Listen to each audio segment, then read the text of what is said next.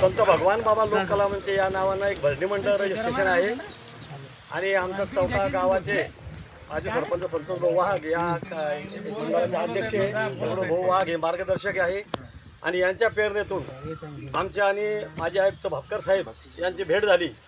यांनी आमचे जनजागृतीपर गीता ऐकले आणि आम्हाला मार्गदर्शन केलं की तुम्ही रजिस्ट्रेशन करा. मग आम्ही संत भगवान बाबा लोक कला मंच या नावाने गेले 10-15 वर्षापासून रजिस्ट्रेशन केलं आणि आमच्या आणि सावित्रीबाई फुले समाज मंडळाची व चोले सरांची ओळख झाली, तशी वशी सरांची ओळख झाली. तर या ओळखीतून आम्हाला यांनी गावागावात नेलं. मग आम्ही त्या गावात जाऊन जनजागृतीचा कार्यक्रम केला, समाज प्रबोधनाचा केला आणि गावात हेच सांगितलं सरपंचाला आणि गावकरी मंडळाला का बा जर आपल्याला आपल्या गावासाठी काही कामं करायचे असन, मग ते पाणी असन, व्यसनमुक्ती असन, बेटी बचाव असन, स्वच्छता अभियान, यासाठी गावच्या सरपंचाला सदस्याला सांगितलं की बाबा हो आपले पक्षाचे जोडे बाजूला काढा आणि आपण जात धर्म हे सर्व याच्या पलीकडे आपल्याला गावाची काम करायचं आहे. जे काम आहे तेच आपलं गाव धर्म आहे, तोच आपला पक्ष आहे. मग ते पाण्याचं काम असो कुठलंही काम असो. तर आताच आमच्या सोले सरांनी परिचय करून दिला आणि त्यांना आमचा 90% फायदा झाला असं त्यांच्या तोंडावाटे तुम्ही ऐकलं, याबद्दल आम्ही त्यांचे आभारी आहोत. आणि आता कार्यक्रमाला सुरुवात. तर कार्यक्रम हा आपला आता शेतीविषयी आहे, पाण्याविषयी आहे. तर पाण्यावरचं मी माझ्या स्वयंरचित रचलेले गीत तुमच्यापुढं सादर करतो. तुमच्याकडे येतो.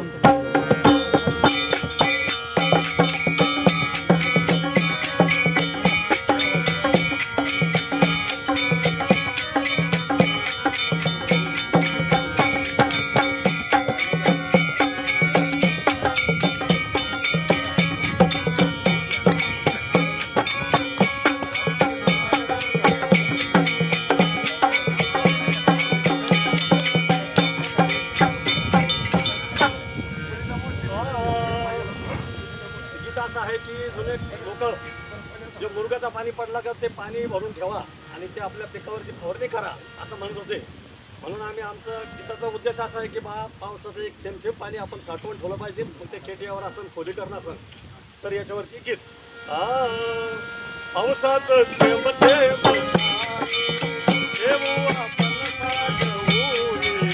सांगतो हा कायदा होणार फायदा, सांगतो हा कायदा होणार फायदा. पावसाचा थेंब थेंब पाणी तेव्हा परसाचा ऊन, हा कायदा होणार फायदा, सांगतो हा कायदा होणार फायदा. पावसाचा थेंब थेंब